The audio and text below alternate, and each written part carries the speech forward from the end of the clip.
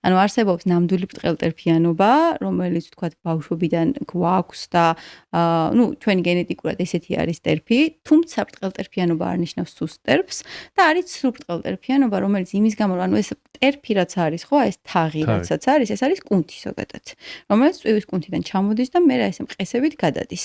როდესაც ეს ძალიან სუსტია და თან წვივის კუნთებით სუსტია, ეს კუნთი დუნდება. და ჩადის ქვემოთ.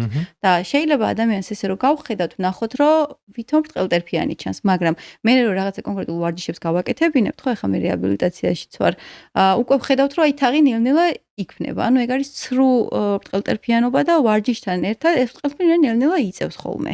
მაგრამ ნამდვილი ბრტყელტერფიანობის შემთხვევაში, რაც არ უნდა ვავარჯიშოთ, ანუ თაღი არ ჩდება, თუმცა ტერფი ძლიერდება. ანუ პრობლემა არ არის ბრტყელტერფიანობა, პრობლემა არის სუსტი ტერფი. იმიტომ რომ ტერფის მიდამოში გვაქვს ძალიან ბევრი მყესები და ძალიან ბევრი პატარ-პატარა კუნთები, რომელსაც ყურადღებას არ ვანიჭებთ. ხო, აი რაღაცა ბიცეპსის და ბარძაყის კუნთს ყველა ვავარჯიშებთ, მაგრამ ეხლა რამდენი ვიცით, ვინც თქვა დარბაზში მიდის და ცალკე ტერფს ავარჯიშებს, ტერფის კუნთებს, ან მაჯის კუნთებს. სინამდვილეში ბევრად მეტი კუნთია მაჯებში და ფეხებში, ანუ ტერფებში, ვიდრე მაგალითად ბარძახში. ბარძახში უფრო დიდი კუნთებია.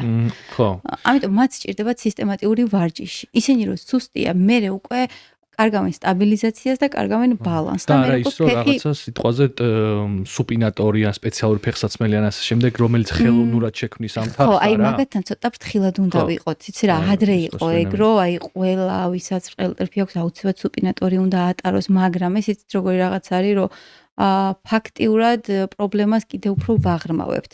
თუ ჩვენ თქვათ ამ მომენტში გვტკივა ტერფი და დროებით ვხმარობთ სუპინატორს, რასაც რეაბილიტაციაში ვიყენებთ, მაგრამ ამავდროულად ტერფს ვავარჯიშებთ, მაშინ შეიძლება, მაგრამ ჩვენ თუ უბრალოდ პრობლემას ვმალავთ იმით, რომ აი ეს ადამიანს, რომელსაც სუსტი აქვს ეს თაღი და უბრალოდ მუყაოსავით რაღაცას შეუდებთ, ხო? ეს სუსტი იმიტომ არის, რომ ეს კუნთები არის მოდუნებული. ჩვენ რომ მას კიდევ უფრო საქმეს წავართმევთ, იმიტომ რომ მას უკვე რაღაცა დაიტვირთოს, ხო? ფაქტიურად საყრდენი აქვს.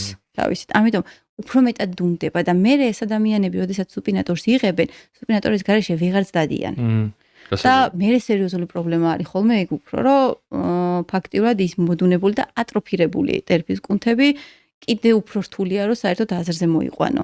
ამიტომ მთავარი მაგ დროს არის ტერფის კუნთების ვარჯიში. და ისე როგორ ან პრაქტიკაში ან ზოგადი მონაცემებით თუ ვიცით, ეს ნამდვილი და ფსევდო, აი რომელი უფრო ხშირია? ფსევდო არის უფრო ხშირი და ადამიანს დიდ ნაწილს ეს გონიათ ხოლმე. ეგ კარგი ამბავი. კი, ხო, კაი ამბავი, იმიტომ რომ გავიგეთ რომ ეშველება. კი.